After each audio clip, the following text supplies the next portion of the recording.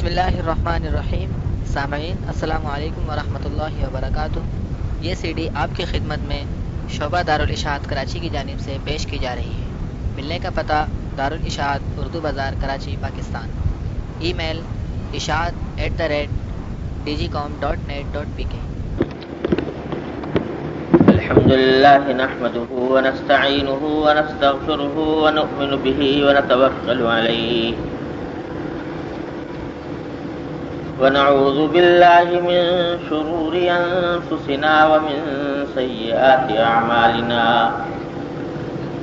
من يهده الله فلا مضل له ومن يضلله فلا هادي له وأشهد أن لا إله إلا الله وحده لا شريك له وأشهد أن سيدنا وسندنا ونبينا ومولانا محمدا عبده ورسوله صلى الله تعالى عليه وعلى آله وأصحابه وبارك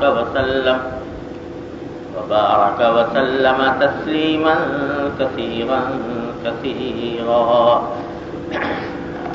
أما بعد فأعوذ بالله من الشيطان الرجيم بسم الله الرحمن الرحيم يا أيها الذين آمنوا قوا أنفسكم وأهليكم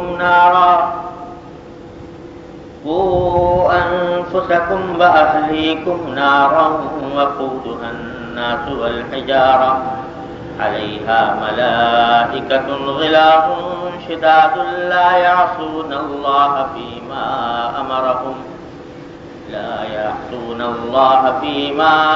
أمرهم ويفعلون ما يؤمرون. آمنت بالله صدق الله مولانا العظيم وصدق رسوله النبي الكريم ونحن على ذلك من الشاهدين والشاكرين والحمد لله رب العالمين.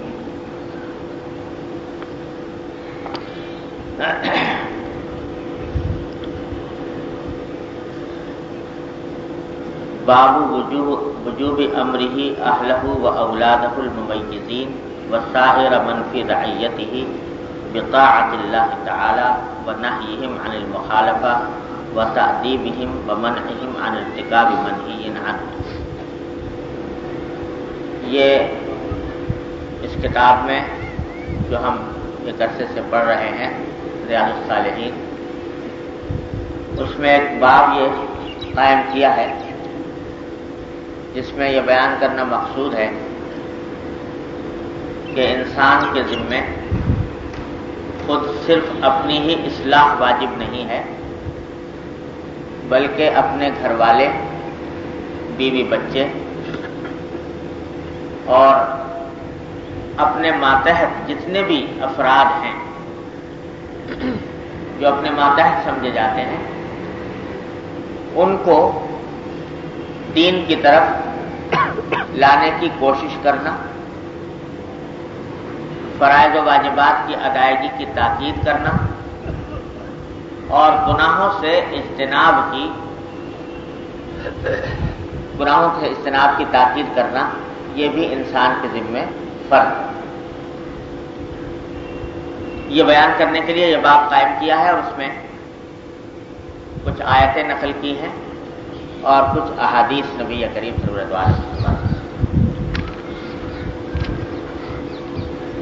آیت جو ابھی میں نے تلاوت کی یہ در حقیقت اس باب کا بنیادی عنوان سمجھنا چاہیے. اس آیت میں اللہ تبارک و تعالی نے تمام مسلمانوں کو خطاب کیا کہ یا ایھا الذین آمنوا قوا انفسکم واہلیکم نارا. خطاب کیا یا ایھا الذین آمنوا کے عنوان سے. اور آپ نے دیکھا ہوگا کہ قرآن کریم میں جا بجا یہ الفاظ استعمال ہوئے ہیں مسلمانوں کو خطاب کرنے کے لیے. یا ایھا الذین آمنوا کے الفاظ جگہ جگہ آئے. ہمارے حضرت ڈاکٹر صاحب قدس اللہ سرہ فرمایا کرتے تھے اللہ تعالیٰ ان کے درجات بلند فرمائیں، فرمایا کرتے تھے کہ یہ بڑا پیارا عنوان ہے خطاب کا جو اللہ تعالیٰ ہم سے خطاب کرتے ہوئے ارشاد استعمال فرماتے ہیں، یا ایھا الذین آمنوا، اے وہ لوگوں جو ایمان لائے، اے ایمان والو، یہ کہہ کر ہمیں آپ کو خطاب کرتے ہیں۔ تو فرمایا کرتے تھے کہ اس میں بڑا پیار ہے، اس عنوان میں، خطاب کے اس طریقے میں پیار یوں ہے کہ ایک طریقہ تو یہ ہوتا ہے کہ کسی شخص کو مخاطب کیا جائے اس کا نام لے کر، کہ اے فلانے، نام لے کر پکارا جائے۔ ایک طریقہ یہ ہوتا ہے کہ اس کو خطاب کیا جائے اس رشتے کا حوالہ دے کر جو بولنے والے کا اس سے قائم ہے۔ فرض کرو کہ ایک باپ ہے، وہ اپنے بیٹے کو بلاتا ہے، تو ایک تو طریقہ یہ ہے کہ اس کا نام لے کر پکارے بیٹے کا، اور ایک طریقہ یہ ہے کہ یوں کہے کہ بیٹا، بیٹا کہہ کر پکارے۔ تو ظاہر ہے کہ بیٹا کہہ کر پکارنے میں جو پیار ہے، جو شفقت ہے، جو محبت ہے، اور سننے والے کے لیے اس میں جو لطف ہے، وہ نام لے کر پکارنے میں وہ مزہ نہیں۔ مجھے یاد ہے کہ اس زمانے میں حضرت شیخ الاسلام علامہ شبیر احمد صاحب عثمانی قدس اللہ سرہ، اتنے بڑے عالم، اتنے بڑے محدث، فقیہ، ہم نے تو ان کو اس وقت دیکھا جبکہ پاکستان، ہندوستان میں تو کیا شاید دنیا بھر میں ان کا کوئی ثانی نہ ہو، علم کے اعتبار سے، علم و فضل کے اعتبار سے، تو یعنی ساری دنیا میں ان کے علم و فضل کا لوہا مانا جاتا تھا۔ سب لوگ، کوئی اس کو ان کو شیخ الاسلام کہہ کر خطاب کرتا تھا، کوئی علامہ کہہ کر خطاب کرتا تھا، کوئی کسی عنوان سے خطاب کرتا تھا، بڑے تعظیمی القاب ان کے لیے استعمال کیے جاتے تھے۔ لیکن ہمیں یہ دیکھ کر بڑا اچنبھا ہوتا تھا کہ جب وہ ہمارے گھر تشریف لاتے تو ہماری دادی اس وقت باقاعدہ حیات تھی، اور وہ دادی صاحبہ حضرت علامہ عثمانی رحمۃ اللہ علیہ کی رشتے میں ممانی لگتی تھی۔ تو وہ جب ہمارے گھر تشریف لاتے تو وہ ہماری دادی صاحبہ ان کو بیٹا کہہ کر پکارتی تھی، علامہ عثمانی رحمۃ اللہ علیہ، اور ان کو دعا دیا، بیٹا جیتے رہو۔ یہ جملہ جب ان سے سننے میں آتا تھا، علامہ کے لیے، اتنا بڑا علامہ جس کو ساری دنیا کو شیخ الاسلام کہہ رہی ہے، وہ علامہ کہہ رہی ہے، تو ہمیں بڑا اچنبھا لگتا تھا۔ لیکن علامہ عثمانی رحمۃ اللہ علیہ فرمایا کرتے تھے کہ میں مفتی صاحب کے گھر میں، یعنی ہمارے والد ماجد کے گھر میں آنے میں میرے دو داعیے ہوتے ہیں۔ ایک داعیہ ہوتا ہے مفتی صاحب سے ملنا، اور دوسرا داعیہ ہوتا ہے کہ اس وقت روئے زمین پر مجھے بیٹا کہنے والا کوئی اور نہیں سوائے ان خاتون کے جو بیٹا کہہ کر پکارتی ہیں۔ تو وہ کہتے ہیں کہ یہ بیٹا کا لفظ سننے کے لیے آتا ہوں یہاں پر، اس میں جو لطف آتا ہے اور اس میں جو پیار معلوم ہوتا ہے وہ مجھے دنیا میں کہیں اور معلوم نہیں۔ تو حقیقت یہ ہے کہ اس کی قدر اس شخص کو ہوتی ہے جو اس کہنے والے کے جذبے سے آشنا ہو، اس کو قدر ہوتی ہے کہ بیٹا کہہ کر جو مجھے پکار رہا ہے تو کتنی بڑی نعمت۔ ایک وقت آتا ہے جب انسان یہ لفظ سننے کو ترس جاتا ہے، تو یہ انداز خطاب کہ کوئی باپ یا کوئی بڑا بیٹا کہہ کر پکارے، یہ بڑی پیاری ادا ہے، بہت ہی مشفقانہ ادا ہے۔ تو حضرت فرماتے تھے کہ یہ جو اللہ تعالیٰ خطاب فرماتے ہیں، یا ایھا الذین آمنو، نام لینے کے بجائے اس رشتے کا حوالہ دیتے ہیں جو ہر صاحب ایمان کو اللہ تبارک و تعالیٰ کے ساتھ ہے۔ یہ ایسا ہی ہے جیسے کہ کوئی باپ بیٹے کو بیٹا کہہ کر پکارے، اسی طرح یا ایھا الذین آمنو کہہ کر اللہ تعالیٰ خطاب فرماتے۔ تو یہ خطاب اس لیے ہے کہ جیسے کوئی بیٹا کہہ کر پکارے تو آگے جو بات کہتا ہے وہ شفقت سے بھری ہوئی ہوتی ہے، محبت سے بھری ہوئی ہوتی ہے، خیر خواہی سے۔ تو اس انداز خطاب کے ساتھ اللہ تبارک و تعالیٰ سارے قرآن میں جگہ جگہ ہمیں آپ کو خطاب فرماتا ہے۔ انہی میں سے ایک یہ بھی ہے کہ فرمایا کہ یا ایھا الذین آمنوا قوا انفسکم واہلیکم نارا، اے ایمان والو بچاؤ اپنے آپ کو بھی اور اپنے گھر والوں کو بھی آگ سے بچاؤ۔ کیسی آگ سے بچاؤ؟ آگے اس کی آگ کی صفت بیان فرمائی کہ وقودھا الناس والحجارہ، وہ آگ ایسی ہے کہ اس کا ایندھن لکڑیاں نہیں، کوئلے نہیں، بلکہ اس کا ایندھن انسان ہوں گے اور پتھر ہوں گے۔ اس کا ایندھن انسان ہوں گے اور پتھر ہوں گے، اور ایسی آگ کہ علیہا ملائکۃ غلاظ شداد، جس کے اوپر اللہ تبارک و تعالیٰ کی طرف سے ایسے فرشتے متعین ہیں جو بڑے غلیظ، تند خو اور شداد، سخت مزاج، اور ایسے ہیں کہ لا یعصون اللہ فیما امرہم، اللہ تعالیٰ ان کو جس بات کا حکم دیتے ہیں وہ اللہ کے حکم کی کبھی نافرمانی نہیں کرتے۔ وَيَفْعَلُونَ مَا يُؤْمَرُونَ، اور وہی کرتے ہیں جس کا ان کو حکم دیا جاتا ہے۔ تو ایسی آگ سے بچاؤ، اپنے آپ کو بھی بچاؤ، اپنے گھر والوں کو، اہل و عیال کو بھی بچاؤ۔ تو اس آیت میں اللہ تبارک و تعالیٰ نے یہ حکم دیا کہ بات صرف اتنی نہیں ہے کہ اپنے آپ کو بچا کر بیٹھ جاؤ آگ سے، مطمئن ہو جاؤ کہ بس میرا کام ہو گیا، نہیں، اپنے اہل و عیال کو بھی آگ سے بچانا ضروری ہے۔ آج یہ منظر بکثرت نظر آتا ہے کہ آدمی اپنی ذات میں بظاہر بڑا متدین ہے، دیندار ہے، نمازوں کا اہتمام ہے، صف اول میں حاضر ہو رہا ہے، روزے رکھ رہا ہے، زکوٰۃ ادا کر رہا ہے، اللہ کے راستے میں خرچ کر رہا ہے، اور جتنے اوامر و نواہی ہیں ان پر عمل کرنے کی کوشش کرتا ہے۔ لیکن گھر جا کر دیکھو، اولاد کو دیکھو، بیوی کو دیکھو، بچوں کو دیکھو، تو ان میں زمین و آسمان کا فرق، یہ کہیں جا رہا ہے، وہ کہیں جا رہے ہیں، اس کا رخ مشرق کو ہے، ان کا رخ مغرب کو ہے۔ نہ ان میں نماز کی فکر، نہ ان میں فرائض دینیہ کو بجا لانے کا احساس، نہ گناہوں کو گناہ سمجھنے کی فکر۔ ایک گناہوں کے سیلاب میں بہہ رہی ہے، اولاد بھی، بیوی بھی، بچے بھی، اور یہ صاحب مطمئن ہے کہ میں تو آ کر نماز پڑھتا ہوں صبح اول میں، اور جماعت سے مسجد میں حاضر ہونے کا اہتمام کرتا ہوں۔ تو خوب سمجھ لیجئے کہ جب تک اپنے گھر والوں کو آگ سے بچانے کی فکر نہ ہو، اس وقت تک خود انسان کی اپنی نجات نہیں ہو سکتی۔ یہ نہیں کہہ سکتے کہ صاحب میں تو اپنے عمل کا مالک تھا اور اولاد کو دوسری طرف جا رہی تھی تو میں کیا کروں۔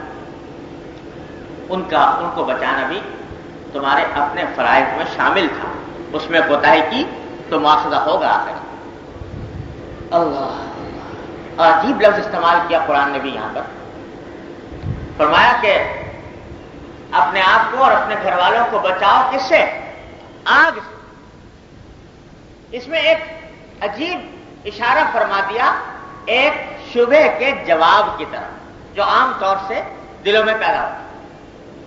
آج جب لوگوں سے کہا جائے کہ بھئی اپنی اولاد کو بھی کچھ دین کی تعلیم دو، کچھ دین کی باتیں سکھاؤ، دین کی طرف لاؤ، گناہوں سے بچانے کی فکر کرو، تو ایک جواب کثرت سے سننے میں آتا ہے، وہ یہ کہ ہاں ہمیں تو بڑی کوشش کی، کیا کریں، ماحول اتنا خراب ہے، معاشرہ اتنا خراب ہے، بہت سمجھایا لیکن مانتے نہیں، جا رہے ہیں دوسرے راستے، تو ہمیں تو بہت کوشش کر لی اور ان کو سمجھایا بھی، بجھایا بھی، سبھی کچھ کیا، لیکن کیا کریں کہ زمانے کی خرابی سے متاثر ہو کر وہ کوئی دوسرا راستہ اختیار کیے ہوئے جا رہے ہیں، تو ان کا عمل ان کے ساتھ ہے، ہمارے عمل ہمارے ساتھ ہے، اب کیا کریں۔ نوح علیہ السلام کا بیٹا بھی آخر کافر رہا، نوح علیہ السلام اس کو آگ سے نہ بچا سکے، تو ہم نے بھی بہت کوشش کی لیکن نہیں مانتے، اب کیا کریں۔ یہ جواب اکثر سننے میں آتا ہے۔ قرآن نے یہ آگ کا لفظ استعمال کر کے اس شبے کا جواب دیا. شبے کا جواب یہ دیا کہ یہ بات ویسے اصولی طور پر تو ٹھیک ہے کہ اگر باپ نے ماں نے اپنی طرف سے پوری کوشش کر لی ہے ان کو بے دینی سے بچانے کی تو انشاءاللہ پھر ماں باپ بری ذمہ ہو جائیں گے، اولاد کا گناہ اولاد پر پڑے گا. اصولی طور پر تو ٹھیک ہے، لیکن یہ دیکھو کہ کس حد تک بچانے کی کوشش کی ہے، کوشش کس درجے کی. یہ آگ کا لفظ استعمال کرتے قرآن کریم نے اشارہ کر دیا کہ ماں باپ کو گناہوں سے، اپنی اولاد کو گناہوں سے اس طرح بچانا چاہیے جیسے کہ آگ سے بچانا. فرض کرو کہ ایک آگ سلگ رہی ہے، بہت بڑی خطرناک آگ جس کے بارے میں یقین ہے کہ اگر کوئی اس میں داخل ہو گیا تو زندہ نہیں بچے گا، اور تمہارا بچہ اس آگ کی طرف بڑھ رہا ہے.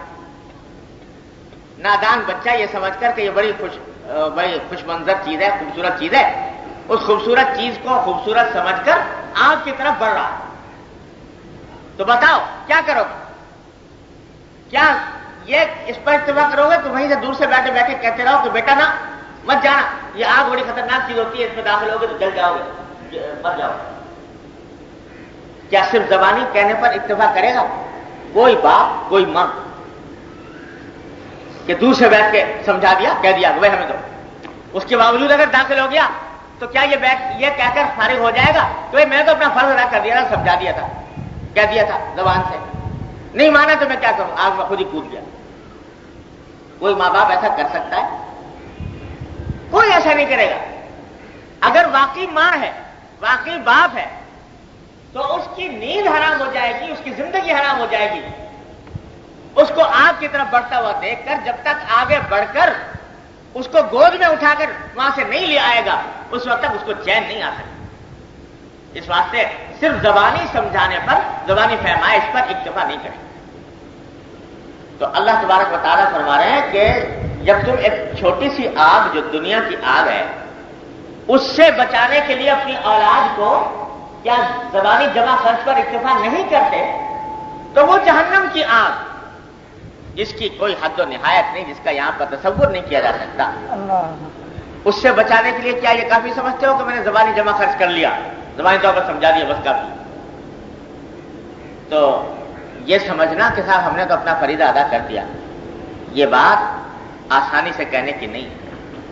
حضرت نوح علیہ السلام کی جو مثال دی جاتی ہے کہ ان کا بیٹا کافر رہا، وہ آگ سے نہیں بچا سکے، تو اس وقت نہیں بچا سکے جبکہ تقریباً 900 سال لگاتار کوشش کی اس کو راہ راست پر لانے کی، نہیں آیا. اس کے بعد تو انشاءاللہ ان کے اوپر کوئی مطالبہ نہیں.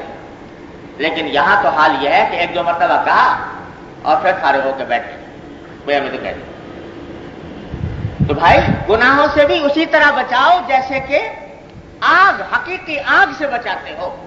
اگر ویسے نہیں بچا رہے تو فریضہ ادا نہیں ہو رہا. اس طرح آج تو منظر یہ نظر آتا ہے کہ اور ہر چیز کی فکر ہے اولاد کے بارے میں.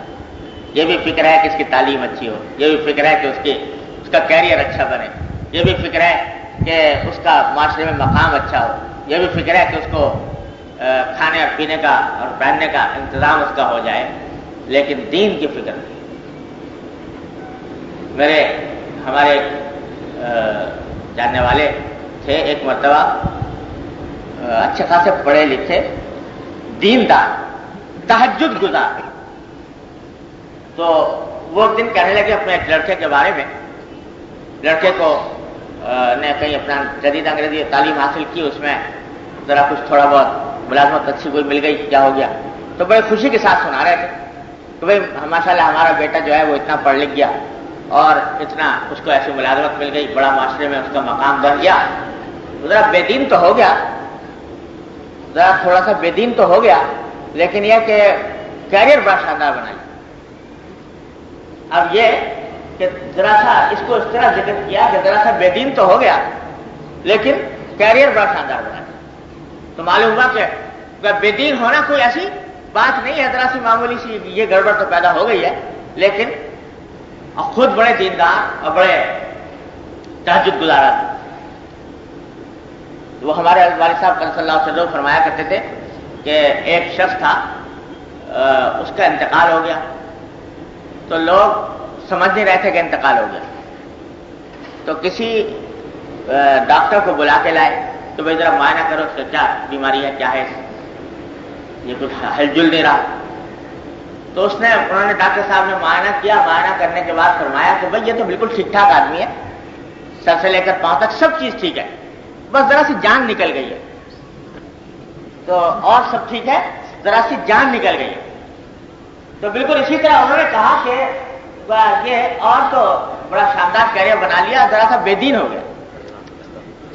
تو بے دین ہو جانا گویا کوئی ایسی بات نہیں ہے کہ اس سے کوئی بڑا نقص پیدا ہوتا ہو، لیکن کیریئر بڑا شاندار بنا.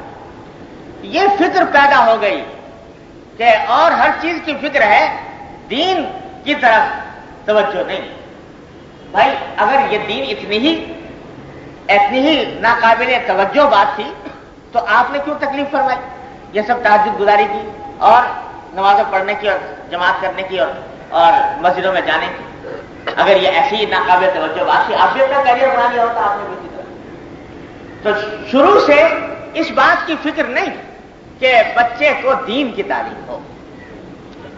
بچے پیدا ہوتے ہی اس کو بھیج دیا کہیں ایسی نرسری میں کہ جہاں اور سب کچھ سکھایا جا رہا ہے، کتا بلی، لیکن اللہ کا نام نہیں، دین کا ذکر نہیں. اب اس وقت وہ نسل آ گئی ہے ہمارے سامنے جو پچھلے 40 سال کے دوران وہ نسل آ کر اس نے زمام اقتدار سنبھال لی ہے اور زندگی کی باغ ڈور اس کے ہاتھ میں آ گئی ہے کہ جو پیدا ہوتے ہی جو اپنا اسکول کالج کی طرف اس نے رخ کیا اور قرآن ناظرہ بھی پڑھنے کو یہ اہلیت موجود نہیں ہے، ناظرہ بھی پڑھ نہیں سکتے، نماز صحیح نہیں آتی، ایسی نسل پیدا ہو کر اس نے کام سنبھال لیا. اگر اس وقت جائزہ لے کر دیکھا جائے پورے معاشرے کا تو شاید اکثریت ایسے لوگوں کی ملے جو قرآن نہیں پڑھ سکتے، جن کو نماز پوری طریقے سے صحیح نہیں آتی. یہ کیوں؟ اس واسطے کہ پیدا ہونے کے بعد سب سے پہلی فکر یہ ہے کہ کہاں کس انگلش میڈیم اسکول میں اس کو داخل کیا جائے، اور قرآن کی تعلیم اور دین کی تعلیم کی طرف دھیان نہیں، فکر نہیں. اور اس کا نتیجہ یہ ہے، دیکھو یاد رکھو، اللہ تبارک و تعالیٰ نے کی ایک سنت ہے، حدیث میں بیان کرنا ہے کہ جو شخص کسی مخلوق کو راضی کرنے کے لیے اللہ کو ناراض کرے، اللہ تعالیٰ اسی مخلوق کو اس کے اوپر مسلط فرما دیتے ہیں. یہ حدیث کا مضمون ہے. ایک شخص نے ایک مخلوق کو راضی کرنے کے لیے گناہ کیا، اللہ کو ناراض کیا گناہ کر کے، تاکہ یہ مخلوق راضی ہو جائے. کر تو رہا ہے اس کام کے لیے کہ یہ مخلوق راضی ہو جائے، اور بالآخر اللہ تعالیٰ اسی مخلوق کو اس کے اوپر مسلط فرما دیتے ہیں. یہ حدیث کا مضمون کر کے دیکھ لو.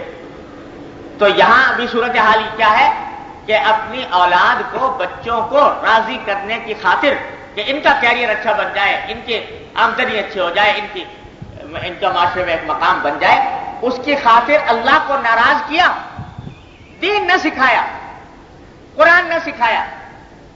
تو نتیجہ کیا ہوا کہ یہی مخلوق جس کو راضی کرنے کی فکر تھی، یہی باپ اور ماں کے سر پر سوار ہو کر اور اس کے اوپر مسلط ہو جاتی. دیکھ لو معاشرے کے اندر، دیکھ لو کہ اولاد جو ہے وہ کس طرح ماں باپ کی نافرمانی کر رہی ہے، کس طرح ماں باپ کے لیے بعض اوقات عذاب بنی ہوئی ہے. اس لیے تاکہ ان کو اچھا کھانا پینا میسر آ جائے، اچھی ملازمت مل جائے، اس کے لیے بھیج دیا بے دینی کے ماحول میں، آزاد چھوڑ دیا بے دینی کے ماحول میں. اب جب وہ بے دینی کے ماحول میں پلا بڑھا تو اس ماحول کے اندر تو ماں باپ کی عزت عظمت کا کوئی کھانا نہیں، ماں باپ کے حکم کی اطاعت کا بھی کوئی کھانا نہیں. تو وہ کل کو اپنی مرضی سے اپنی خواہشات نفس کے مطابق فیصلے کرتا ہے اور ماں باپ بیٹھے رو رہے ہیں کہ ہم نے تو اس کو اس کام کے لیے پڑھایا تھا اور یہ اس نے جا کے یہ کر دیا. ارے بھائی تم نے چلایا اس کو اس راستے پر جو تمہارے سرجوں پر مسلط ہو. وہ تو جس قسم کی تعلیم دلوا رہے ہو اور جس راستے پر لے جا رہے ہو وہ تو وہ اس معاشرے کی تعلیم ہے اور اس معاشرے کی تہذیب ہے جس میں جب باپ بوڑھے ہو جاتے ہیں تو ان کو بوڑھے خانے میں داخل کر دیا جاتا ہے، اولڈ ایج ہاؤسز میں، کہ اب بوڑھا ہو گیا تو اب اس بوڑھے کے ہو کر اب وہ گھر میں رکھنے کے لائق نہیں، وہ وہاں رکھا جائے گا، اور صاحبزادے کبھی پلٹ کر بھی نہیں دیکھتے کہ ماں باپ کس حال میں ہیں اور کس چیز کی ان کو ضرورت ہے۔ وہاں تو سنا ہی تھا یہ ہم نے بہت مغربی ملکوں کے بارے میں کہ اولڈ ایج ہوم جس میں باپ پڑا ہوا ہے بوڑھا، تو وہیں پر اس کا انتقال ہو گیا، تو اولڈ ایج ہوم کے آدمی نے، مینیجر نے صاحبزادے کو فون کیا کہ جناب آپ کے والد صاحب کا انتقال ہو گیا ہے، تو اطلاع دی، تو انہوں نے کہا کہ بڑا افسوس ہے انتقال ہو گیا، تو برائے کرم ذرا ان کی تدفین کا انتظام کر دیجیے، بل مجھے بھیج دیجیے، میں ادائیگی کر دوں بل۔ تو یہ تو وہاں کا بات سنی تھی۔ ابھی مجھ سے کچھ دنوں پہلے کسی صاحب نے بیان کیا کہ ہمارے یہاں کراچی میں بھی ایک قائم ہو گیا ہے اولڈ ایج ہوم، اور وہاں پر بوڑھوں کے اس کا انتظام ہے، اور اس کے اندر بھی یہ واقعہ پیش آیا کہ ایک صاحب کا انتقال ہو گیا، اس کے بیٹے کو اطلاع دی گئی، تو بیٹے صاحب جو ہیں انہوں نے شروع میں کہا کہ میں آتا ہوں، لیکن بعد میں آنے سے معذرت کر دی کہ صاحب مجھے فلاں میٹنگ میں جانا ہے یا فلاں کام ہے، اس واسطے میں نہیں آ سکوں گا، آپ ہی اس کا بندوبست کچھ کر دیں۔ تو یہ ہے وہ اولاد جس کو راضی کرنے کی خاطر خدا کو ناراض کیا، تو وہ تمہارے اوپر مسلط کر دی گئی۔ یہ حدیث کا مضمون کہ جس مخلوق کو راضی کرنے کے لیے خدا کو ناراض کرو گے، اللہ تعالیٰ اسی مخلوق کو تمہارے اوپر مسلط کرے، وہ مسلط اور ویکشن ہو رہے ہیں کہ صاحب اولاد دوسرے راستے میں جا رہی ہے۔ ارے بھائی نہیں جائے گی تو جب تم نے شروع سے اس کو ایسے راستے پر ڈالا کہ جس کے اندر اس کا ذہن بدل جائے، اس کا خیال بدل جائے، اس کی سوچ بدل جائے، تو اس کا تو انجام یہی ہونا تھا۔ اندرون قار دریا تختہ بندم کر دئی، باغ بھی گوئی کہ دامن تر مکن ہوشیار باغ۔ تو سمندر کے اندر تو تم نے مجھے ڈبو دیا، اس کے بعد کہتے ہو کہ دامن تر مت کر۔ تو پہلے تم اگر اس کو کچھ قرآن پڑھایا ہوتا، اس کو کچھ حدیث سکھائی ہوتی، وہ حدیث سکھائی ہوتی جس میں رسول کریم سرور دو عالم صلی اللہ علیہ وسلم نے ارشاد فرمایا کہ آدمی جب دنیا سے چلا جاتا ہے تو 3 چیزیں ہیں جو اس کے لیے کارآمد ہوتی ہیں۔ 3 چیزیں ہوتی ہیں جو کارآمد، کیا کہ ایک علم اگر چھوڑ کر گیا جس سے کہ لوگ نفع اٹھا رہے ہیں تو اس کا عمل کا سلسلہ جاری رہتا ہے۔ کوئی آدمی کوئی تصنیف کر گیا، لوگ اس سے فائدہ اٹھا رہے ہیں۔ کوئی آدمی ہے وہ پڑھا رہا تھا کسی کو، اس کے شاگرد اس علم سے بہرور ہو کر فائدہ اٹھا رہے ہیں، دوسروں کو پہنچا رہے ہیں، اس سے فائدہ پہنچے گا۔ کوئی صدقہ جاریہ چھوڑ گیا، کوئی مسجد بنا دی، کوئی مدرسہ بنا دیا، کوئی ہسپتال بنا دیا، کوئی شفا خانہ، کوئی کنواں، اس سے لوگ فائدہ اٹھا رہے ہیں، اس کا عمل جاری رہتا ہے۔ اور تیسرا ولد صالح یدعو لہ، ایسا نیک اولاد چھوڑ گیا جو اس کی آنکھ میں دعائیں کرے، تو وہ عمل اس کا جاری رہتا ہے۔ جب نیک اولاد چھوڑ کر جائے گا تو اس کا عمل دنیا سے چلا گیا لیکن اس کا عمل جاری ہے، کیونکہ اولاد جتنا کچھ کر رہی ہے اس کی تربیت کے نتیجے میں وہ سب باپ کے نام اعمال میں لکھا۔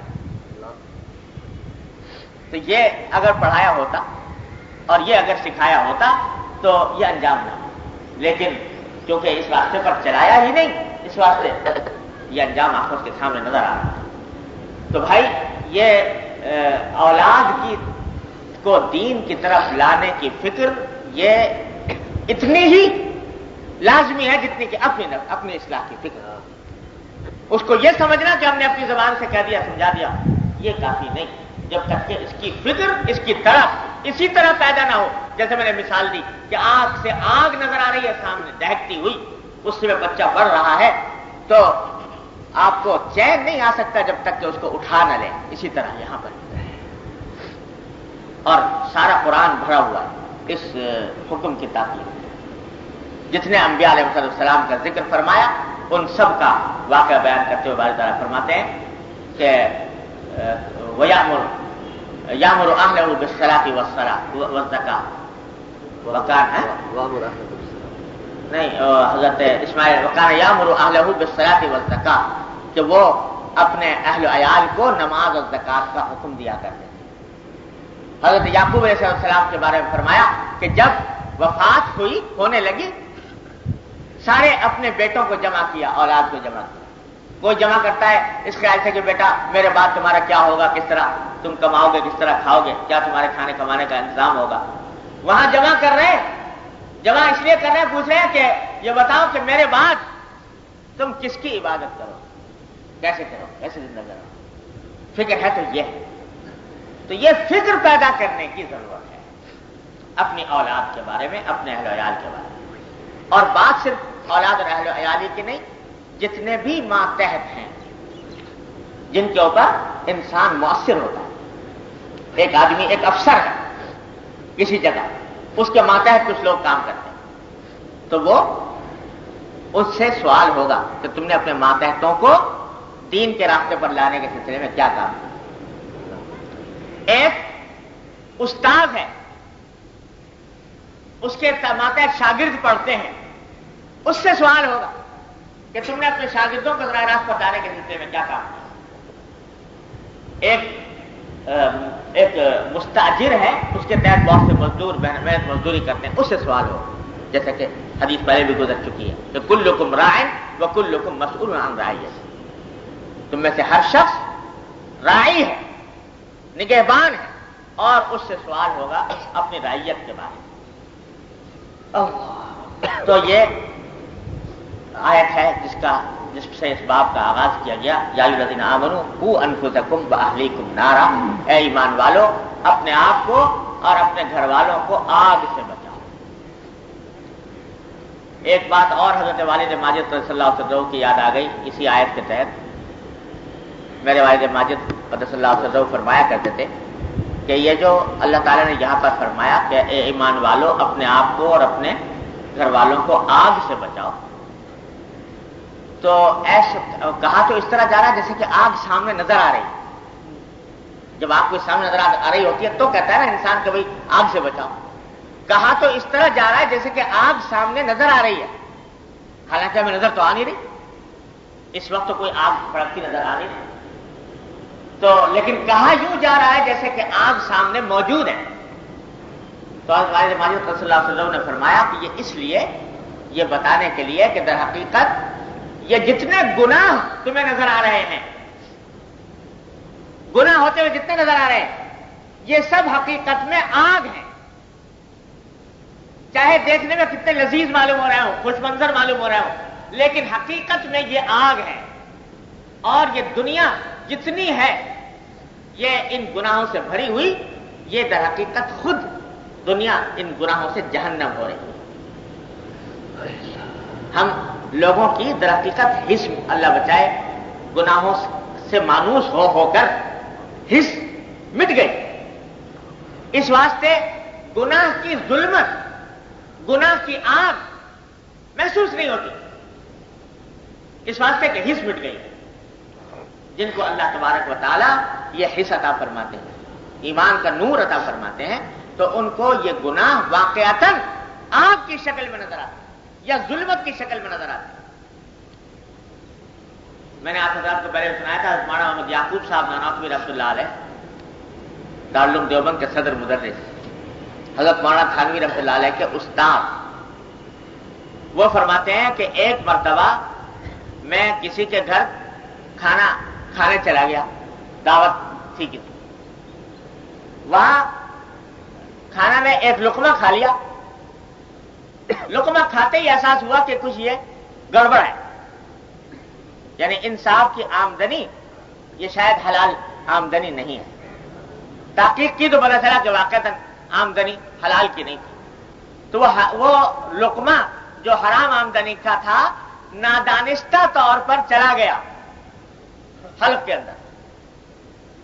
तो फरमाते थे कि अगरचे नादानिस्तगी में गया था, बड़ी तौबा की, बड़ा इस्तिग़फ़ार किया, लेकिन 2 महीने तक अपने कल्ब में जुल्मत महसूस करता रहा। 2 माह तक उस हराम लुक़मे की जुल्मत مجھے محسوس ہوتی رہی اور 2 مہینے تک یہ بار بار دل چاہتا تھا کہ فلاں گناہ کا ارتکاب کر لو، فلاں کا ارتکاب کر لو، فلاں کا ارتکاب کر لو.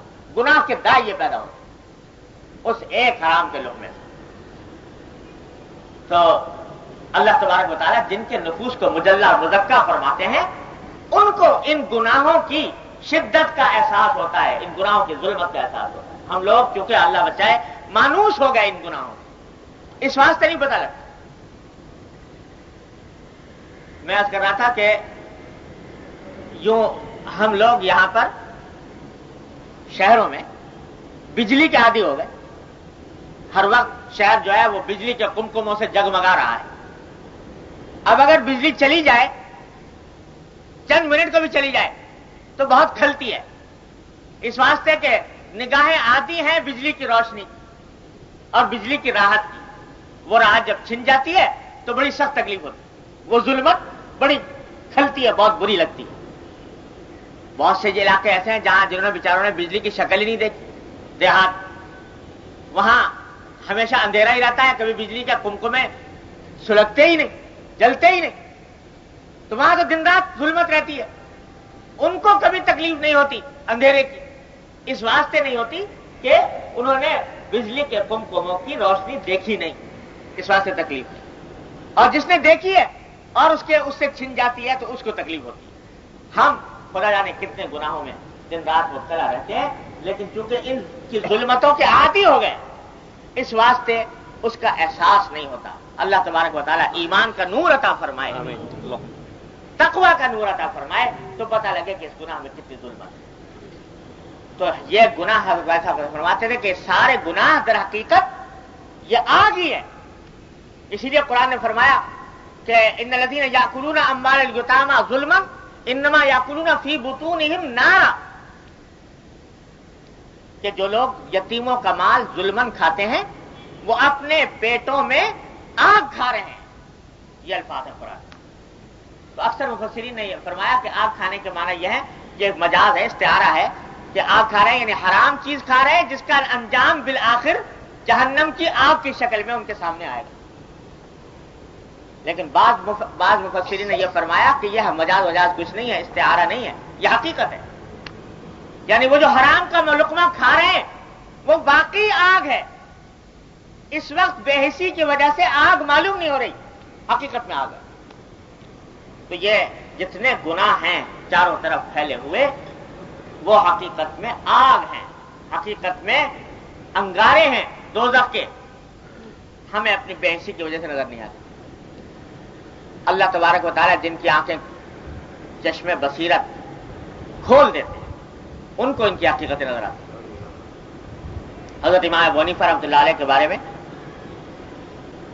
صحیح مستند روایتوں میں ہے کہ وہ جس وقت میں کوئی آدمی وضو کر رہا ہوتا یا غسل کر رہا ہوتا تو اس کے بہتے ہوئے پانی میں گناہوں کی شکلیں دیکھ لیتے تھے. جب بہتے ہوئے پانی میں یہ فلاں گناہ بہتا ہوا جا رہا ہے، یہ فلاں گناہ بہتا ہوا جا رہا ہے، یہ فلاں گناہ بہتا ہوا جا رہا ہے. ایک بزرگ تھے، وہ جب نکلتے باہر تو اپنے چہرے پر کپڑا ڈال کر نکلا کرتے تھے. کسی نے پوچھا کہ حضرت آپ ہمیشہ جب بھی نکلتے ہیں تو کپڑا ڈال کے نکلتے ہیں، کیا وجہ ہے؟ تو فرمایا کہ بھائی میں قادر نہیں کپڑا اٹھا کر باہر نکلنے پر. بھائی کیوں قادر نہیں؟ اس لیے قادر نہیں کہ جب باہر نکلتا ہوں تو کوئی انسان کی شکل نظر ہی نہیں آتی. کہیں کوئی کتا جا رہا ہے، کوئی خنزیر جا رہا ہے، کوئی بھیڑیا جا رہا ہے، کوئی گدھا جا رہا ہے، یہ انسانوں کی صورتیں ان صورتوں میں نظر آتی ہیں. اس واسطے کہ گناہ جو ہیں وہ اس شکل میں متشکل ہو کر آ جاتے ہیں. تو ان گناہوں کی حالت اللہ بچائے وہ ہم لوگوں کے اوپر چونکہ اس کی حقیقت منکشف نہیں، اس واسطے ان کو لذت کا ذریعہ سمجھتے ہیں، راحت کا ذریعہ سمجھتے ہیں. حقیقت میں وہ گندگی ہے، حقیقت میں وہ نجاست ہے، حقیقت میں وہ آگ ہے، حقیقت میں وہ ظلمت.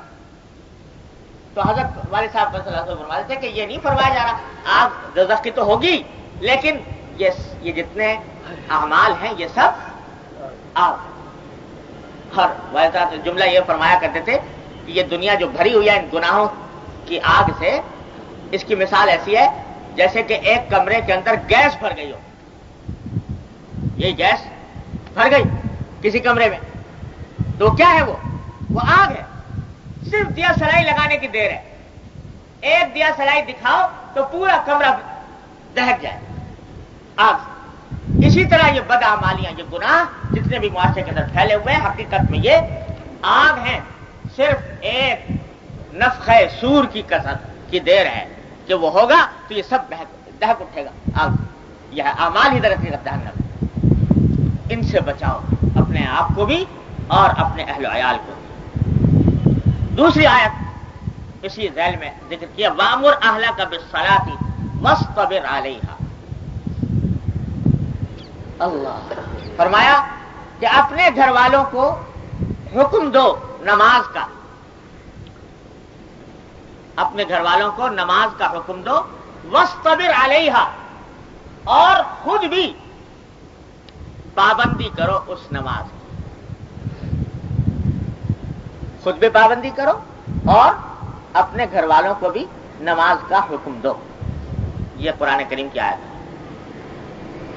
عجیب ترتیب رکھی ہے اللہ تعالیٰ نے یہاں پر. بظاہر تو یوں لگتا ہے نا کہ پہلے خود قائم کرو نماز اور پھر دوسروں کو، اپنے گھر والوں کو حکم دو. لیکن یہاں ترتیب الٹی ہے کہ اپنے گھر والوں کو نماز کا حکم دو اور خود پابندی کرو اس کی. یہ اشارہ اس بات کی طرف کر دیا کہ یہ تمہارا اولاد کو یا گھر والوں کو کسی بات کا حکم دینا اس وقت تک مؤثر نہیں ہوگا، فائدہ مند نہیں ہوگا جب تک کہ تم ان سے زیادہ اس کی پابندی نہ کرو. زبان سے تو کہہ دیا تم نے بھائی نماز پڑھو اور خود اہتمام ہے نہیں نماز، تو وہ کہنا بالکل بیکار جائے. لہذا وَأْمُرْ أَهْلَكَ بِالصَّلَاةِ، اپنے گھر والوں کو نماز کا حکم دینے کا ایک لازمی حصہ یہ ہے کہ ان سے زیادہ پابندی خود کرو. ان کے لیے ایک مثال بنو، ان کے لیے ایک نمونہ بنو.